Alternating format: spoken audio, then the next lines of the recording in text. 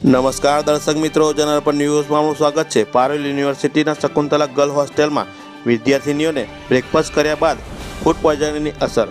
વડોદરા નજીક આવેલ વાઘોડિયા પાસે પારુલ યુનિવર્સિટી કેમ્પસમાં આવેલ શકુંતલા એક ગર્લ હોસ્ટેલમાં 450 વિદ્યાર્થીનીઓ કેન્ટીનમાંથી ચા, કોફી અને સેન્ડવિચનો બ્રેકફાસ્ટ લીધો હતો।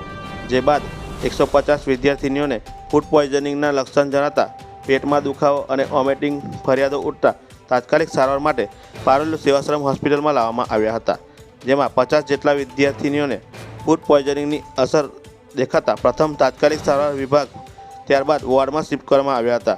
તમામ ઘટનાના પગલે પારુલ યુનિવર્સિટી તેમજ હોસ્ટેલના સંચાલકોમાં ભાગદોડ મચી હતી। ત્યાં આવેલ ખાનગી ઇલેક્ટ્રિક વ્હીકલ વાહનમાં કોલેજની વિદ્યાર્થીનીઓને પારુલ સેવાશ્રમ હોસ્પિટલ સારવાર માટે ખસેડવામાં આવી હતી। ઘટનાના પગલે હાહાકાર મચી જવા પામ્યો હતો। કોલેજ તેમજ હોસ્પિટલ બહાર સિક્યુરિટીનો ચાપતો બંદોબસ્ત કરી દેવામાં આવ્યો હતો। વિદ્યાર્થીનીઓને કોઈને પણ મળવા દેવામાં આવતા ન હતા। ઘટનાની જાણ વાઘોડિયા પોલીસ સ્ટેશનને થતાં પોલીસ ઘટના સ્થળે આવી પહોંચી હતી। વિદ્યાર્થીઓની પૂછપરછ હાથ ધરી હતી। ફૂડ પોઈઝનિંગની અસરની તપાસ માટે ફૂડ સેમ્પલ લેવામાં આવ્યા હોવાની જાણકારી વાઘોડિયા પોલીસ સ્ટેશનના પીઆઈ પૃથ્વીરાજસિંહ જાડેજા દ્વારા માહિતી આપવામાં આવી હતી। Bureau report, general news, Pankaj Vasava, Waghodia.